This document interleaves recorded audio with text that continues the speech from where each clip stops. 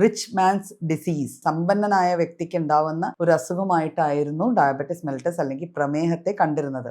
കഴിക്കുന്ന ഭക്ഷണത്തിലെ കാലറീസ് അല്ലെങ്കിൽ മധുരത്തിന്റെ അളവ് അല്ലെങ്കിൽ പഞ്ചസാരയുടെ അളവാണ് ഡയബറ്റിസിലേക്ക് നയിക്കുന്നത് എന്നുള്ളൊരു ഫാക്റ്റ് ആയിരുന്നു അങ്ങനെ ഒരു നിഗമനത്തിൽ അന്ന് എത്തിച്ചിരുന്നത്. എന്നാൽ ഇന്ന് അത് സർവ്വസാധാരണം. സോഷ്യൽ ഗ്രൂപ്പ് എന്നോ എക്കണോമിക് ഗ്രൂപ്പ് എന്നോ ഇല്ല, ഡയബറ്റിസ് എല്ലാവരുടെ ഇടയിലും കാണപ്പെടുന്നുണ്ട്. നമ്മളൊരു കൃത്യസമയത്ത് ഭക്ഷണം കഴിക്കുക, ആ കൃത്യസമയത്ത് കഴിക്കുന്ന ഭക്ഷണത്തിന്റെ അളവിനെ നിയന്ത്രിക്കുക. പ്രമേഹം അല്ലെങ്കിൽ ഡയബറ്റിസ് മെലിറ്റസ് എന്ന് പറഞ്ഞ ഉടനെ ആദ്യമേ നമ്മൾ അതിനെ ഭക്ഷണമായിട്ട് റിലേറ്റ് ചെയ്യാറുണ്ട് അല്ലേ. പണ്ട് കാലങ്ങളിൽ വൺസ് അപ്പോൺ എ ടൈം എന്ന് പറയുന്നത് പോലെ റിച്ച് മാൻസ് ഡിസീസ് അല്ലെങ്കിൽ എന്താ പറയുക, ധനികനായ അല്ലെങ്കിൽ സമ്പന്നനായ വ്യക്തിക്ക് ഉണ്ടാവുന്ന ഒരു അസുഖമായിട്ടായിരുന്നു ഡയബറ്റിസ് മെലിറ്റസ് അല്ലെങ്കിൽ പ്രമേഹത്തെ കണ്ടിരുന്നത്. അതിനും കാരണമുണ്ട്. കഴിക്കുന്ന ഭക്ഷണത്തിലെ കാലറീസ് അല്ലെങ്കിൽ മധുരത്തിൻ്റെ അളവ് അല്ലെങ്കിൽ പഞ്ചസാരയുടെ അളവാണ് ഡയബറ്റിസിലേക്ക് നയിക്കുന്നത് എന്നുള്ളൊരു ഫാക്റ്റ് ആയിരുന്നു അങ്ങനെ ഒരു നിഗമനത്തിൽ അന്ന് എത്തിച്ചിരുന്നത്. എന്നാൽ ഇന്ന് അത് സർവ്വസാധാരണം. ഏത് സോഷ്യൽ ഗ്രൂപ്പ് എന്നോ എക്കണോമിക് ഗ്രൂപ്പ് എന്നോ ഇല്ല, ഡയബറ്റിസ് എല്ലാവരുടെ ഇടയിലും കാണപ്പെടുന്നുണ്ട്. അപ്പം അതിനുള്ള റീസണും അന്നത്തെ റീസൺ തന്നെയാണ്, അതായത് ഭക്ഷണത്തിൽ വന്നിരിക്കുന്ന മാറ്റങ്ങൾ. അപ്പോൾ എങ്ങനെ ഭക്ഷണത്തിൽ നിന്ന് ഡയബറ്റിസ് വരുന്നു എന്നുള്ളത് നമുക്ക് എവർക്കും അറിയാം.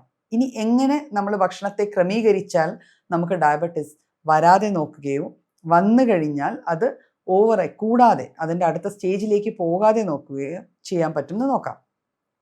ഫസ്റ്റ് തിങ് നമ്മൾ ചെയ്യേണ്ടത്, ഭക്ഷണത്തിന് ഒരു ക്രമം വേണം. ടൈമിങ്സ്, ഭക്ഷണം കഴിക്കുന്ന ടൈമിങ്സ് നമ്മൾ റെഗുലേറ്റ് ചെയ്യണം. നമ്മളൊരു കൃത്യസമയത്ത് ഭക്ഷണം കഴിക്കുക, ആ കൃത്യസമയത്ത് കഴിക്കുന്ന ഭക്ഷണത്തിൻ്റെ അളവിനെ നിയന്ത്രിക്കുക. അപ്പോൾ ഡയബറ്റിക് പേഷ്യൻസിന് പലപ്പോഴും നമ്മളൊരു 2 മീലോ അല്ലെങ്കിൽ ഒരു 3 മീലോ പറഞ്ഞു കഴിഞ്ഞാൽ അവർക്കതൊരു ബുദ്ധിമുട്ട് ക്രിയേറ്റ് ചെയ്യാറുണ്ട്. പേഷ്യൻസിന് വൺസ് ഡയബറ്റിസ് എസ്റ്റാബ്ലിഷ് ആയിക്കഴിഞ്ഞ ആൾക്കാരിൽ അത്രയും നേരം ഒരു ഗ്യാപ്പ് ഇട്ട് പലപ്പോഴും അവർക്ക് ഭക്ഷണം കഴിച്ച് നിൽക്കാൻ പറ്റത്തില്ല. അപ്പോൾ എങ്ങനെയാണ് അവർക്കുള്ള ഭക്ഷണം ക്രമീകരണം എന്ന് വെച്ചാൽ, ചെറിയ ചെറിയ പോർഷൻസ് ഓഫ് ഭക്ഷണം ചെറിയ ചെറിയ ഇൻ്റർവെൽസിൽ കഴിക്കുക. അതായത് രാവിലത്തെ ബ്രേക്ക്ഫാസ്റ്റ് നമ്മളൊരു 7:30-8 മണിക്ക് കഴിച്ചു കഴിഞ്ഞാൽ ഒരു 11 മണി 11-11:30 ആകുമ്പം ഒരു മിഡ് മോർണിംഗ് ഒരു ചെറിയ മീല് കഴിക്കുക.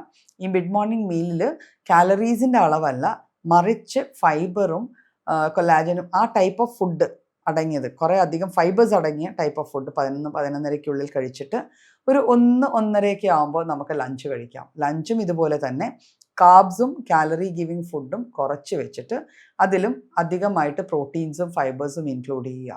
വീണ്ടും നമ്മൾ രാത്രിത്തെ ഭക്ഷണം അല്ലെങ്കിൽ ഡിന്നറിന് മുമ്പായിട്ട് ഒരു ഈവനിങ്ങിൽ നമ്മൾ ചായ കുടിക്കുന്ന സമയത്ത് വീണ്ടും ഒരു ചെറിയ പോർഷൻ ഓഫ് ഭക്ഷണം കഴിക്കുക, പിന്നെ ഡിന്നർ കഴിക്കുക. ഇപ്പം ബ്രേക്ക്ഫാസ്റ്റ്, ലഞ്ച്, ഡിന്നർ നമ്മൾ സാധാരണ കഴിക്കുന്ന വലിയ പോർഷൻസ് അല്ല, ഇതെല്ലാം ഡിവൈഡ് ചെയ്തിട്ട് ഈ 5 സമയങ്ങളിലായിട്ട് കഴിക്കുക. അപ്പോൾ ഇത്തരത്തിൽ ഭക്ഷണം ക്രമീകരിച്ചാൽ ഒരു ഡയബറ്റിസ് എസ്റ്റാബ്ലിഷ് ആയിട്ടുള്ള ഒരു പേഷ്യൻറ്റിന്, ഡയബറ്റിസ് ഓൾറെഡി ഉള്ള പേഷ്യൻറ്റിന് ഡയബറ്റിക് കൺട്രോൾ, അതായത് ഇൻസുലിൻ സ്പൈക്സ് വരാതെ ഇൻസുലിൻ റെസിസ്റ്റൻസ് കൂട്ടാതെ നമ്മളുടെ ഇപ്പോഴത്തെ സ്റ്റേജ് ഓഫ് ഡയബറ്റിസ് കൺട്രോൾഡ് ആക്കുകയും അതിൻ്റെ കൂടെ തന്നെ മാനേജ്മെൻറ്റും കൂടെ വന്നു കഴിഞ്ഞാൽ അത് പൂർണ്ണമായിട്ടും ഒരു നോർമൽ റേഞ്ചിലേക്ക് കൊണ്ടുവരികയും ചെയ്യാൻ സാധിക്കും.